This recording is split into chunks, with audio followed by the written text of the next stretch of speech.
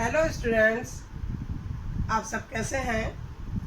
आज मैं सुधा Asthana first year class के स्टूडेंट्स के लिए संस्कृत व्याकरण के अंतर्गत संधि लेकर उपस्थित हुई हूँ। बच्चों, आज मैं आपको संधि किसे कहते हैं, संधि के कितने भेद हैं, सभी कुछ आपको मैं समझाऊंगी और आप उसे अच्छी प्रकार से समझते चलिएगा। चलिए मैं अब संधि का चैप्टर स्टार्ट करती हूँ। बच्चों देखिए, संधि का साधारण अर्थ है मेल। दो वर्णों के निकट आने से उनमें जो विकार होता है उसे संधि कहते हैं। जैसे हिम प्लस आलयः, हिमालयः, रमा प्लस ईशः, रमेशः। अब देखिए बच्चों, हिम के अंत में अ है और आलेह के शुरू में आ है। अ और आ दोनों मिलकर आ बन गया, तो दोनों को मिलाकर हिमालय शब्द बना। उसी तरह रमा के अंत में आ है और ईशः के शुरू में ई है। आ और ई दोनों मिलकर ए बना है, तो इसीलिए यह दोनों मिलकर रमेशः शब्द बन गया। अब आगे आप देखिए कि मुख्यतः संधि के 3 भेद होते हैं। पहला है स्वर संधि, दूसरा व्यंजन संधि और तीसरा है विसर्ग संधि। स्वर संधि किसे कहते हैं? देखिए बच्चों, स्वर के साथ स्वर के मेल को स्वर संधि कहते हैं। अब प्रश्न ये उठता है कि आपको मालूम होना चाहिए स्वर किसे कहते हैं और व्यंजन किसे कहते हैं और विसर्ग किसे कहते हैं। स्वर जो वर्णमाला के शुरू में 13 वर्ण आते हैं, अ, आ, ई, उ, ए, ऐ, ओ, औ, अं, अह, ये स्वर कहलाते हैं। उसके बाद क, ख, ग, घ, अंग से लेकर लास्ट य ज्ञानी तक, ये सारा वर्णमाला में यह सब व्यंजन कहलाते हैं। और विसर्ग जो रमेशः के बाद ये जो 2 बिंदी लगी हुई है, इसे विसर्ग कहा जाता है। ईशः के बाद जो ये 2 बिंदी लगी है, इसे विसर्ग कहा जाता है। ठीक है बच्चों, तो स्वर संधि में उसी स्वर की बात हो रही है कि स्वर के साथ स्वर के मेल को स्वर संधि कहते हैं। अब स्वर संधि में दीर्घ स्वर संधि, गुण स्वर संधि, वृद्धि स्वर संधि और यण स्वर संधि, ये चारों ही संधियां आप पिछली कक्षा में 10th क्लास में पढ़ चुके हैं। अब कोविड-19 के कारण 30% कोर्स कम कर दिया गया है, तो वो चारों संधियां आपको नहीं पढ़नी है। अब हमें पढ़नी है अयादि संधि। अब अयादि संधि का सूत्र होता है बच्चों एचो ऐ वा यावः। अयादि संधि का सूत्र है एचो ऐ वा यावः। अब इसका नियम समझेंगे अयादि संधि का कि जब ए, ऐ, ओ, औ के बाद कोई भी स्वर आए, तो ये जो ए है पहला वाला, ए का ऐ बनता है, फिर ऐ आया है, ऐ का आय हो जाता है। उसके बाद ओ है, ओ का औ होता है और उसके बाद औ आता है और औ का आव हो जाता है। समझिए आप इसे, उदाहरण से मैं समझाती हूँ आपको कि उदाहरण है ने प्लस अनम, ने यानी ए, छोटा ए, ने आया, न के बाद ए है, ने यानी ए के बाद क्या आया है, अ। कहा गया है कि ए के बाद कोई स्वर आए, अ क्या है, स्वर है। ए के बाद अ स्वर आया है तो दोनों को मिलाकर क्या बनेगा, ए का अय। तो क्या बना, अय, ने प्लस अनम, नयनम, अय बन गया। ठीक है बच्चों, आगे देखिए, आई, आई का क्या बनेगा, आय। देखिए, नई प्लस अकह, यहाँ क्या है, आई, आई के बाद स्वर आया है तो क्या बन गया, क्या बनना है, आय। देखिए, नई प्लस अकह नायकह, यहाँ क्या बना, आय। आगे देखिए, पो प्लस इत्रम, पो प्लस इत्रम, ओ का क्या बनेगा, अव, तो बन गया पवित्रम। और इसी का उदाहरण ये भी देख लीजिए, भो प्लस अनम, ओ के बाद अ स्वर आया है तो बन गया भवनम, अव, भवनम। औ, औ का क्या बनेगा, आव, पौ प्लस अकह, औ के बाद अ स्वर आया है, बन गया है पावकह, आव, पावकह। शे प्लस अनम क्या बनेगा, अय, शयनम। गई, गई प्लस अकह, आई के बाद अ आया, क्या बना, आय, गायकह। नौ प्लस इकह, ई भी क्या है, स्वर है, तो नौ प्लस इकह नाविकह। समझ में आ गया होगा बच्चों। अब हमने स्वर संधि के अंतर्गत अयादि संधि पढ़ी, अब हम पढ़ेंगे पूर्व रूप संधि। पूर्व रूप संधि का सूत्र है एंगह पदांता दति। नियम देखिए, यदि किसी पद के अंत में एकार या ओकार हो, एकार या ओकार का मतलब है ए हो या ओ हो, और उसके बाद में अ आया हो, अ स्वर आया हो, तो उस अ का पूर्व रूप हो जाता है।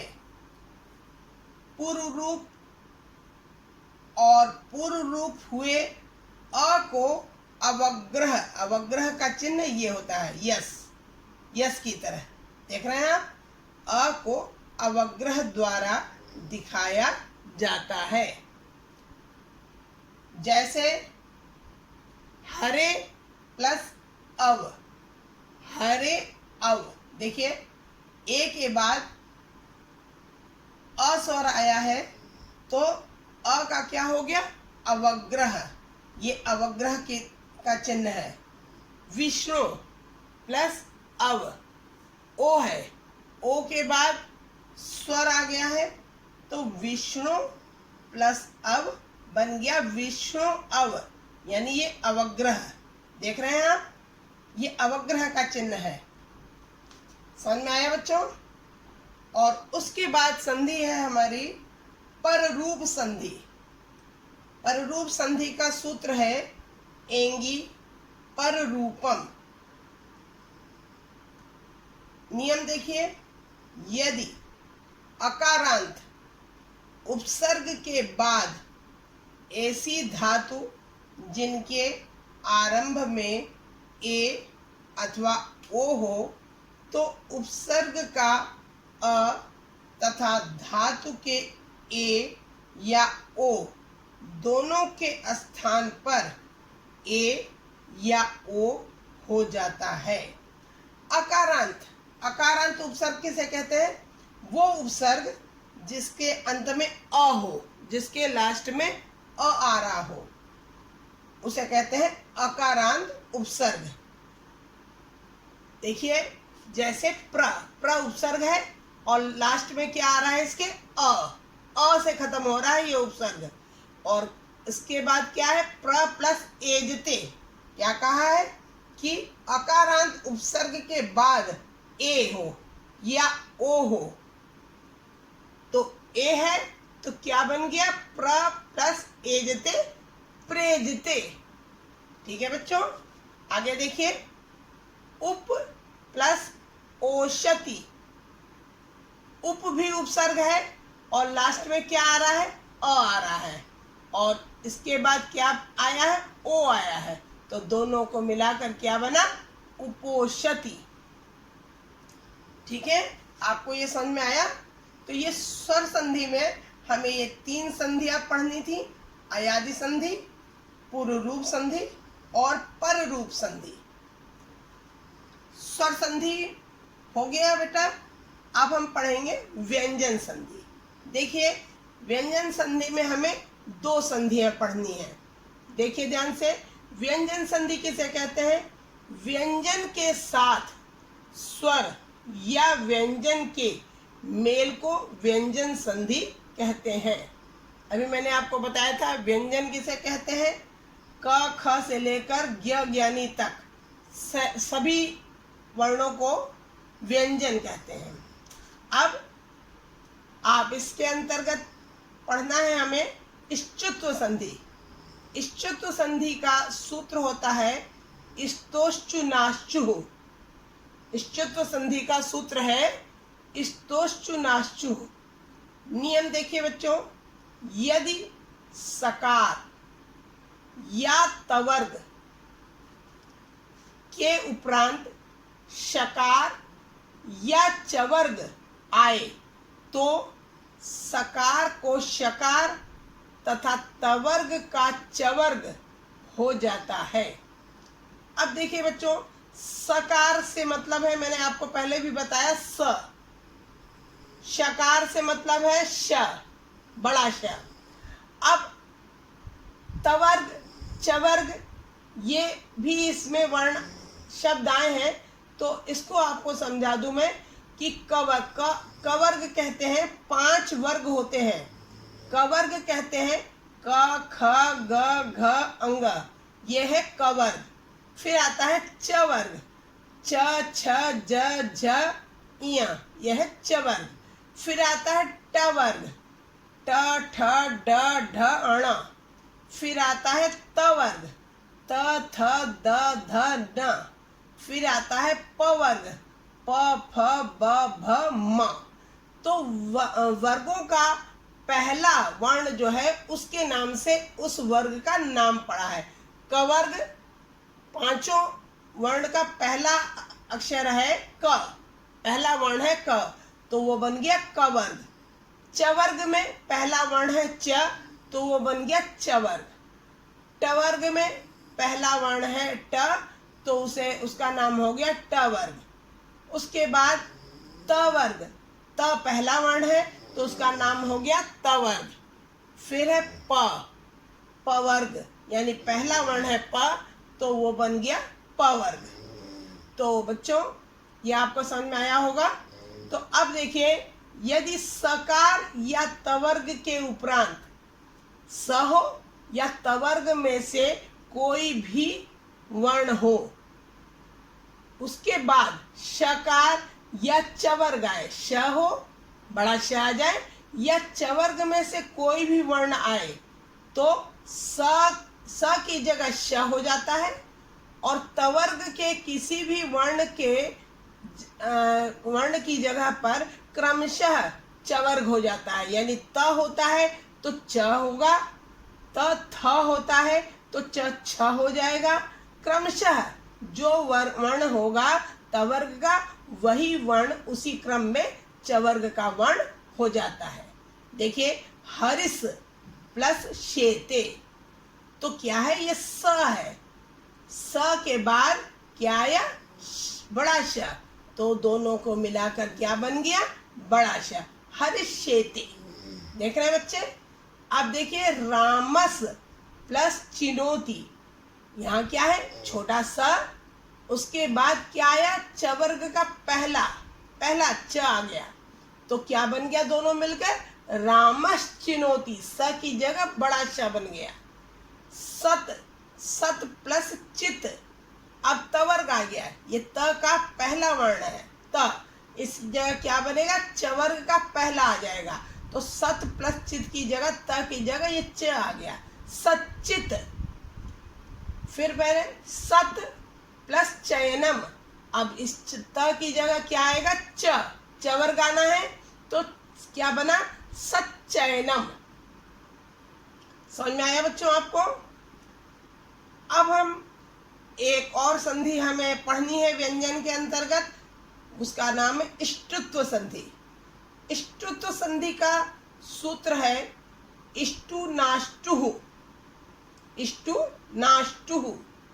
अब नियम देखेंगे, सकार या तवर्ग के पश्चात श या टवर्ग आए तो सकार का शकार तथा तवर्ग का टवर्ग हो जाता है। अब सकार या तवर्ग, चाहे स हो छोटा सा या तवर्ग, तवर्ग में से कोई भी वर्ण हो के बाद श या टवर्ग का कोई भी वर्ण हो तो स की जगह श हो जाता है और तवर्ग की जगह टवर्ग हो जाता है। पहले भी मैंने बताया, उसी तरह तवर्ग का क्रमशः जो भी वर्ण होगा उसकी जगह टवर्ग का वही वर्ण हो जाता है। जैसे रामस प्लस षष्ठः, क्या बना, रामषष्ठः। स की जगह श आ गया, स की जगह क्रमशः श आ गया। रामस प्लस टीकते,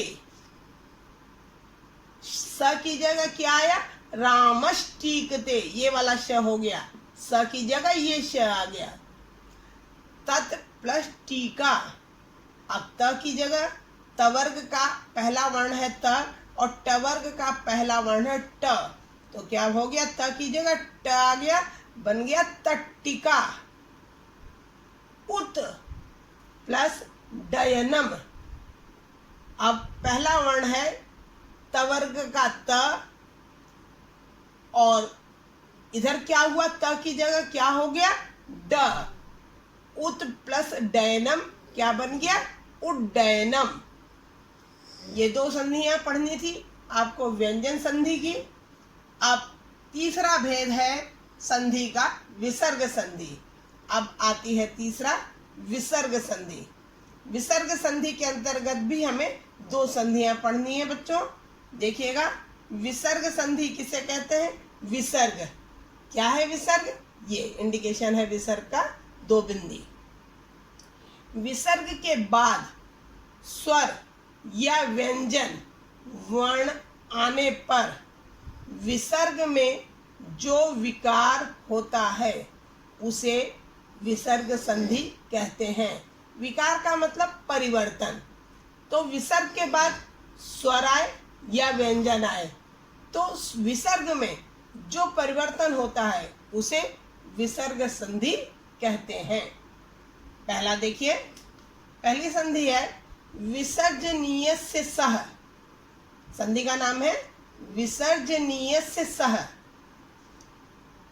इसका नियम देखिए, विसर्ग के बाद यदि खर प्रत्याहार का कोई वर्ण, खर प्रत्याहार किसे कहते हैं बच्चों, देखिए, वर्गों का प्रथम और द्वितीय वर्ण। वर्गों का प्रथम और द्वितीय वर्ण कौन सा होगा, मैंने अभी आपको बताया था कवर्ग। कवर्ग का प्रथम वर्ण क्या होगा, क, और द्वितीय वर्ण क्या होगा, ख। उसी तरह चवर्ग का प्रथम वर्ण क्या होगा, च, द्वितीय वर्ण होगा छ। टवर्ग का प्रथम वर्ण होगा ट, द्वितीय वर्ण होगा ठ। तवर्ग का प्रथम वर्ण होगा त और द्वितीय वर्ण होगा थ। उसी तरह पवर्ग का प्रथम वर्ण होगा प और द्वितीय वर्ण होगा फ। तो वर्गों का प्रथम और द्वितीय तथा श, श, स, तीनों तरह के श, ये होते हैं खर प्रत्याहार। इन्हें कहते हैं खर प्रत्याहार। खर प्रत्याहार के अंतर्गत ये वर्ण आते हैं। प्रत्येक वर्ग का पहला और दूसरा वर्ण और तीनों तरह के स आए तो विसर्ग के स्थान पर स हो जाता है। आया समझ में बच्चों कि विसर्ग के बाद यदि खर प्रत्याहार का कोई भी वर्ण आए तो विसर्ग के स्थान पर स हो जाता है। जैसे रामः प्लस चलति, तो विसर्ग की जगह क्या हुआ, रामस प्लस चलति बन गया, रामः प्लस चलति। क्यों, विसर्ग के बाद क्या आया, वर्गों का प्रथम वर्ण, तो चवर्ग का पहला वर्ण आ गया, तो क्या हो गया, ये विसर्ग की जगह क्या बन गया, रामस, रामस प्लस चलति, और दोनों को मिलाने पर क्या बना, रामस चलति, बड़ा श बन गया। उसी तरह दूसरा उदाहरण देखिए, हरिः प्लस चिनोति, विसर्ग है, विसर्ग के बाद चवर्ग का पहला वर्ण आया, क्या बन गया, हरिस, छोटा सा हरिस प्लस चिनोति, और इन दोनों को जब दोनों को मिलाया तो क्या बना, हरिश चिनोति, बड़ा सा हरिश चिनोति। ये थी विसर्जनीय से सह संधि। और दूसरी संधि है सस जुषोरुः, सस जुषोरुः, उच्चारण शुद्ध होना चाहिए आपका। और इसका भी नियम देख लीजिए, पदांत स तथा सजुष शब्द के श के स्थान पर रु अर्थात ब्रैकेट में है र हो जाता है। इस पदांत र के बाद खर प्रत्याहार का कोई वर्ण हो अथवा न हो तो भी र का विसर्ग हो जाता है। वही खर प्रत्याहार, वही जो ऊपर अभी मैंने बताया आपको। तो क्या है, पदांत अगर पद के अंत में स है या सजुष शब्द है तो श के स्थान पर र हो जाता है। देखिए उदाहरण आप, रामस, रामस में क्या है, पद के अंत में क्या आया, स आया, प्लस पठति, दोनों को मिलाकर क्या बन गया, स की जगह पर र, रामर प्लस पठति, और इन दोनों को जब जोड़ा गया तो क्या हुआ, र की जगह विसर्ग हो गया, रामः पठति, क्या बना, रामः पठति। अब अगला देखिए, सजुष, सजुष, इसमें कहा गया है कि पदांत र के बाद खर प्रत्याहार का कोई वर्ण हो अथवा न हो, इसके आगे कोई वर्ण नहीं है तो भी क्या होगा, र का विसर्ग हो जाता है। यानी सजुष का क्या हुआ, श की जगह र बना, सजुर, और र की जगह क्या हो जाएगा, विसर्ग हो जाएगा, सजुर क्या बना, सजुहु। तो इस तरह से बच्चों आपने संधि के 3 भेद जो मैंने बताए, स्वर संधि, व्यंजन संधि और विसर्ग संधि, तीनों संधियां आज आपने पढ़ी। और स्वर संधि के अंतर्गत आपने अयादि संधि, पूर्व रूप संधि और पर रूप संधि पढ़ी। और व्यंजन संधि के अंतर्गत आपने पढ़ा है इष्टुत्व संधि और इसका सूत्र स्तोश्चुनाष्टु, और इष्टुत्व संधि इसका सूत्र है इष्टुनाष्टु। और विसर्ग संधि के अंतर्गत 2 संधियां पढ़ी, विसर्जनीय से सह और दूसरी संधि है सस जुषोरु। आपको मैं उम्मीद करती हूँ कि आपको ये संधि चैप्टर अच्छी तरह समझ में आया होगा बच्चों। और अगर आप लोगों को मेरी ये वीडियो अच्छी लगी हो तो आप हमारे चैनल को लाइक करें और सब्सक्राइब अवश्य करें।